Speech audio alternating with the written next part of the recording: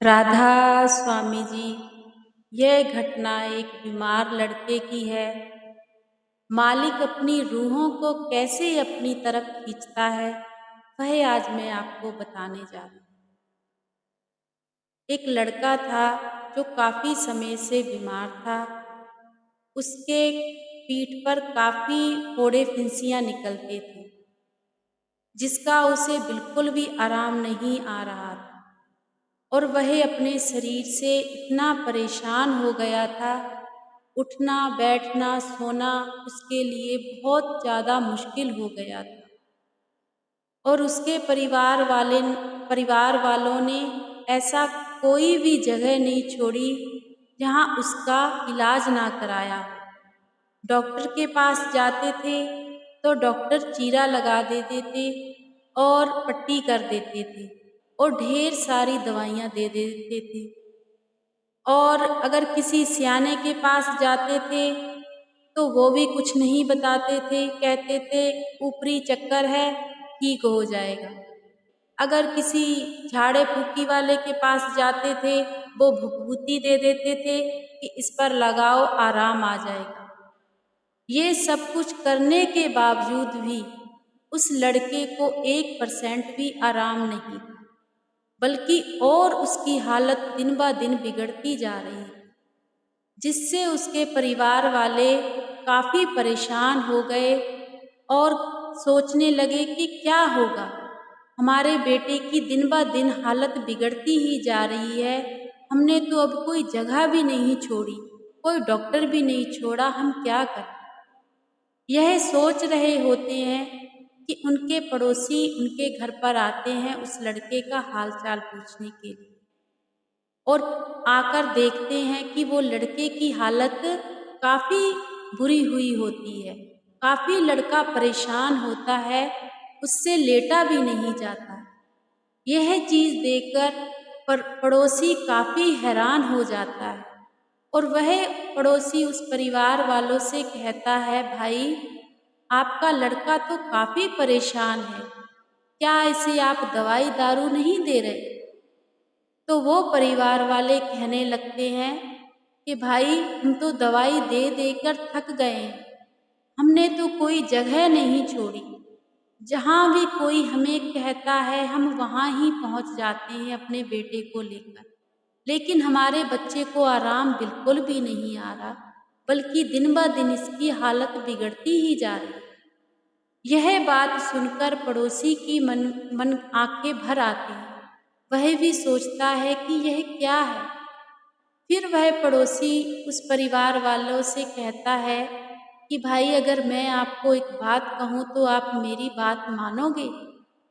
वह पड़ोसी काफ़ी दुखी होते हैं, तो वो कहते हैं आप जैसा कहोगे हम वैसा ही कर लेंगे। परिवार वाले कहते हैं बताओ हमें क्या करना होगा। वह पड़ोसी कहते हैं कि आप ब्यास चलो हमारे साथ, वहाँ जाकर सेवा करो, वहाँ जाकर सत्संग सुनो, क्या पता मालिक आपकी अर्जी कबूल कर ले। वह परिवार वाले कहने लगे कि भाई हम तो आज तक ब्यास ही नहीं गए, आपको तो पता है हम ब्यास जाते ही नहीं हैं, तो हम कैसे अकेले वहाँ ब्यास चले जाएंगे। तो वह पड़ोसी कहने लगा कि 2-4 दिन में बाबा जी का सत्संग आने वाला है, आप मेरे साथ चलना और वहाँ जाकर सेवा करना, क्या पता मालिक आपकी सुन ले। वह परिवार काफ़ी दुखी था। वह कहने लगे ठीक है, जैसा आप कहते हो, जिस दिन आप चलोगे हमें भी साथ में ले चल। ऐसे ही उस परिवार वालों की तैयारी हो गई और वह उस पड़ोसी के साथ ब्यास पहुँचे। जब वह ब्यास पहुँचे, उस लड़के को काफ़ी तकलीफ थी शरीर में, जो उससे सहन नहीं हो रही थी, और उसका इतना बुरा हाल था कि दवाई खाने पर भी उसका दर्द सही नहीं हो रहा था, क्योंकि उसकी जो पीठ थी बिल्कुल फोड़े फिंसियों से भरी हुई थी। और वो लड़का भी बहुत रोने लगा कि मुझे कहाँ ले आए हो, मुझसे अब चला भी नहीं जा रहा।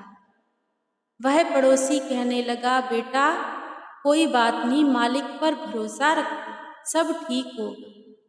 तभी वह लड़का बोला कि पहले मुझे उस बाबा के पास ले चलो, वह मुझे झाड़ा फूकी कर दे, क्या पता मुझे थोड़ा आराम मिल जाए। वह पड़ोसी कहने लगा, बेटा ये कैसी बातें कर रहे हो आप? यहाँ पर कोई झाड़ा फूकी नहीं होती है, यहाँ पर तो सिर्फ सत्संग होता है, मालिक के दर्शन होते हैं और सेवा करनी होती है। बाकी तो सब मालिक के हाथ में होता है कि उसने क्या करना है। यह बात सुनकर लड़का हैरान हो गया कि ये पता नहीं हमें कहाँ ले आए, यहाँ मुझे कहाँ आराम मिले। यही बातें करते करते वह डेरे के अंदर पहुंच जाते हैं, फ्रेश वगैरह होते हैं, अपना लंगर प्रसादा जो भी है छकते हैं।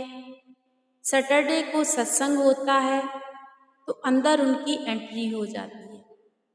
जब वह अंदर बैठे होते हैं तो उस लड़के से बैठा नहीं जाता, वह बहुत परेशान होता है।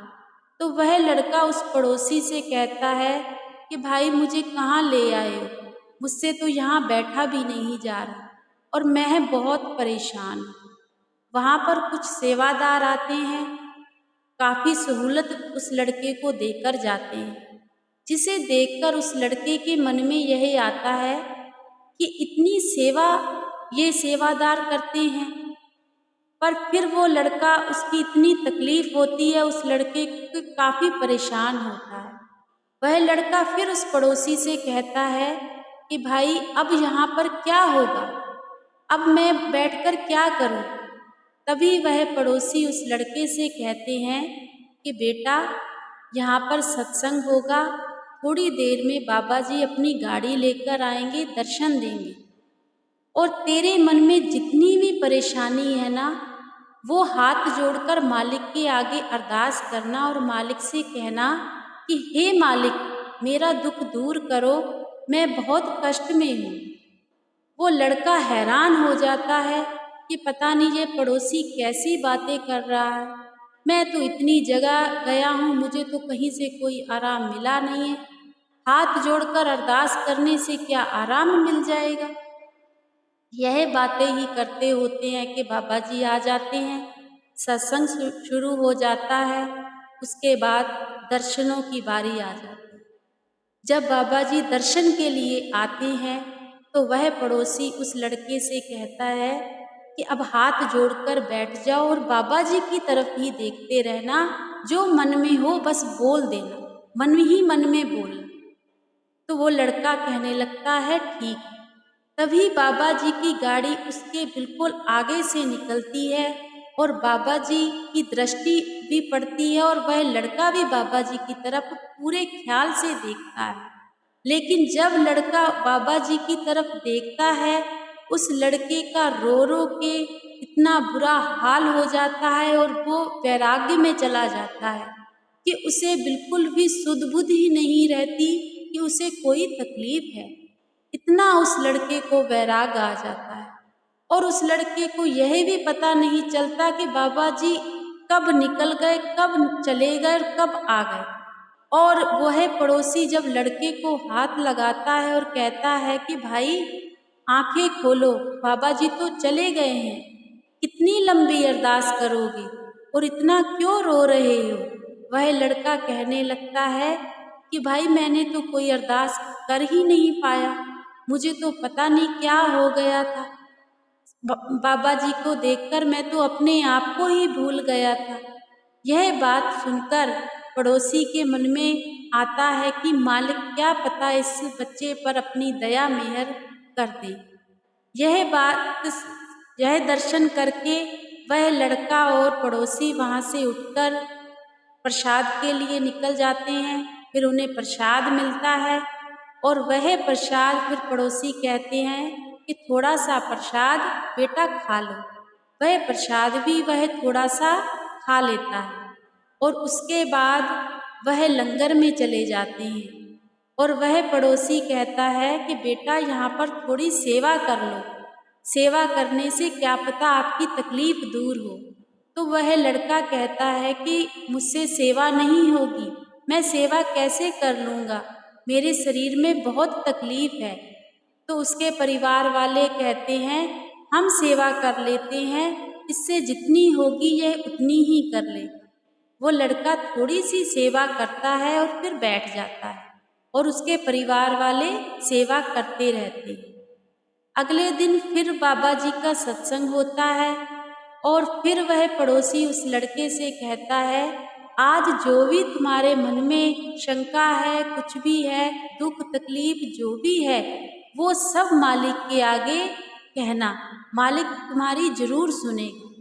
वैसा ही होता है जब बाबा जी का सत्संग होता है, बाबा जी आकर दृष्टि डालते हैं, वह लड़का हाथ जोड़कर आंखें बंद करके अपनी तकलीफ को कहता है कि हे मालिक, मैं बहुत जगह गया हूँ, मुझे बहुत तकलीफ है मेरे शरीर में, अब आप ही मेरी तकलीफ को दूर कर सकते हो, अब आप ही मुझे ठीक कर सकते हो। यह बातें कहते कहते ही बाबा जी अपना सत्संग शुरू कर देते हैं और वह परिवार वाले सत्संग को पूरा सुनते हैं। सत्संग सुनते ही उनके मन में बहुत तसल्ली होती है। वह सोचते हैं, यह तो वाकई में ही पूरा गुरु है, यह तो अंदर की बातें कहते हैं, यही ही गुरु है। वो परिवार वाले वहाँ जाकर बहुत खुश होते हैं। जब सत्संग सुनकर बाहर आते हैं तो वह पड़ोसी उस लड़के से पूछता है कि बेटा बताओ, शरीर में कुछ आराम है? तो वह लड़का कहता है, अभी इतना आराम तो नहीं है, लेकिन जब मैं सत्संग सुनता था तब मुझे कोई तकलीफ हुई ही नहीं। जब मैंने सेवा की तब मुझे कोई तकलीफ हुई ही नहीं। पता नहीं क्यों, ये मालिक का ही कोई क्या है कर वो नज़ारा है या क्या है, मुझे पता ही नहीं चला। तो वह पड़ोसी कहने लगा, कोई बात नहीं बेटा, आप सेवा करो। वह परिवार वाले कहने लगे, हम 1 हफ्ता यहाँ पर रुकेंगे और सेवा करेंगे।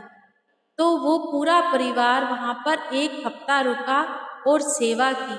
सेवा करते करते ही उस लड़के की पीठ पर जितने भी दाने थे और फोड़े फिंसियाँ निकले हुए थे, वो सूखने लगे और उस लड़के को धीरे धीरे से शरीर में आराम मिलने लगा। और वो परिवार वाले बहुत खुश हुए कि मालिक इतना कुछ कर सकता है अपने बच्चों के लिए, और हम तो कभी ब्यास आए भी नहीं थे, तो देखो मालिक ने हमें कैसे खींचा है। वह पड़ोसी कहने लगा, यह मालिक की रूहें होती हैं, ये मालिक हमें पता भी नहीं होता, और मालिक अपनी रूहों को किस तरीके से खींच लेता है हमें पता भी नहीं चलता। वह बहाना बनाता है कि हम मालिक के हो जाएं, और हमें पता भी नहीं चलता कब हम मालिक के हो जाते हैं। अगर यह घटना आपको अच्छी लगी हो तो लाइक कीजिएगा, कमेंट करके ज़रूर बताइएगा। राधा स्वामी।